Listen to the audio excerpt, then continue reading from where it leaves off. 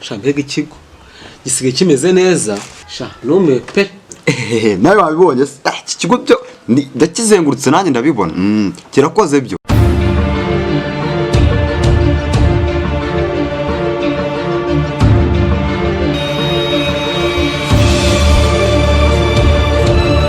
data ngiye nakizengurutse hose inka ya mutuku nyikoze ubuskedera aha niho umwana wanjye agomba kwiga. Aha njye numiwe gusa.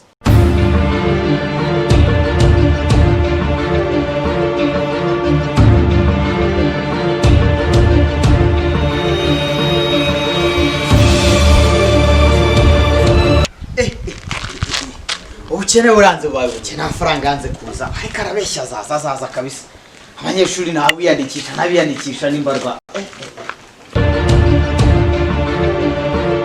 Muceceke ngo ubuyobozi yaje. Ko ndi bamwazindukiye hano ko muri hano meze bite? Kwandikisha abana. Naje kwandikisha abana. Ko ndi basekretari ataraza amafaranga. Munera agateba aho ngaho ndaje mbakira. Ubusenga umwana waje kwandikisha bihe. Namusize mu rugo. Genda uzagaruka umuze.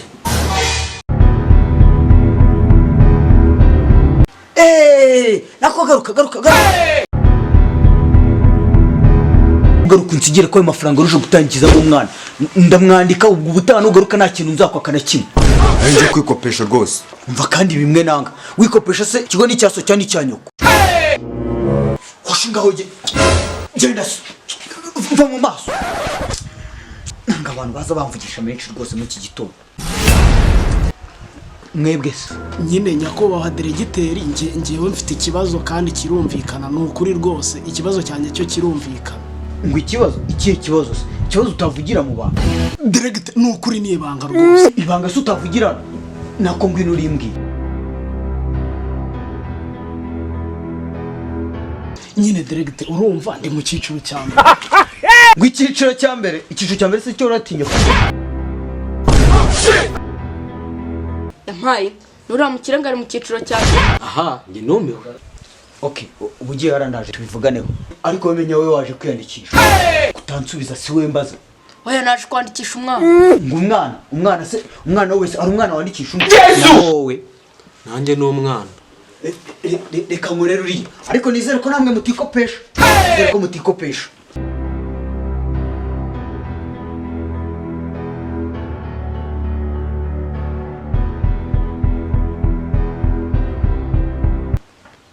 Warya w'ikibazo cyawe ni iki?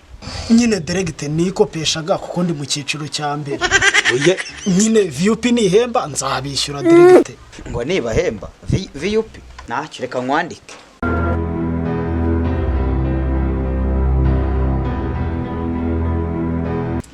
Amazina yawe? Nyine nitwa Kirimvi Sylvestre. Yego ko Aburahamu sogokuruza wabizera. Ngo giki? Kirimvi. Abasekreteri baragowe rwose.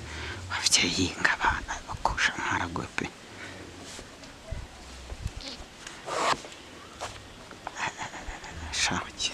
Ngo Kirimvi nawe ujye unyumvira. None umwuka byara. Shawagira ngo nubwo nuko bwa Rwabugiri. Kirimvi niba ari hamwe na Dawu. Ngo ni Kirimvi nde. Niba ari Sylvestre. Nubundi nibyo sekreteri azabimenya. Naho amazina y'umwana. Yowe Kiperaji. Ngwinde. Ni wihoye Kiperaji. Aha, amazina arabwira ngo bihoye iki? Ni bihoye iki koko? Okay, ngaho genda ubwira ukurikira. Undi nazi. Deregiteri nta muntu hasigaye. Ngo iki? Bagiye bajyanye amafaranga. Nyine ubusani n'umubona.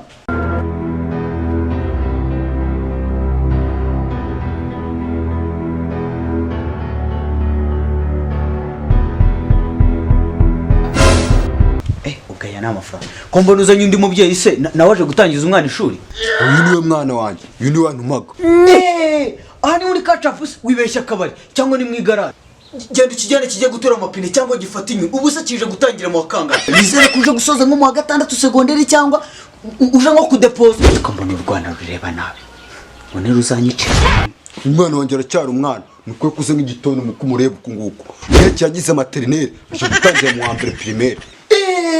iki kintu cyazanyicira muri iki kigo rwose kijyane nta mwanya wacyo ufite imyanya yarangiye nyandikira umwana cyangwa ubireke ibintu ni bibiri si ushaka amafaranga kandi nabwo niba wumva utayashaka n'amagofa arazamo mwana wanjye ndamwizeye reba kuno kuboko urakubona uku nguku kwazengurutse mu Misiri kurimo kurakorera farawo nubwo nshaka amafaranga uyu mwana nawe nandika papa umudirecteur muri kwanza kunyandika iyo ni ryo twagiye mu bigo byose twiyandikishijeho uramwandika numwandika mbisubiremo nawe nandika papa ibirarambiranye cyangwa metero nkwereke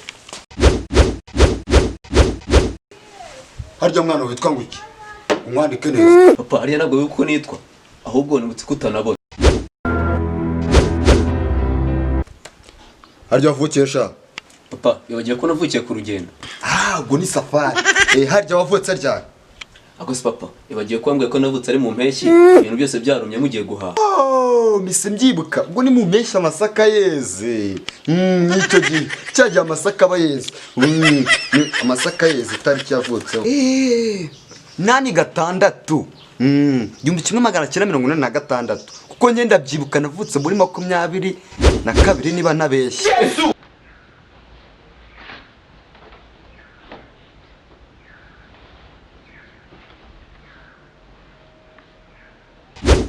papa usikuri umusazi iyi mashini iyo nzanigiramo inyajwi no kubara nimugoroba ntashye uzi ko uburyo uzi ubwenge wagiswa we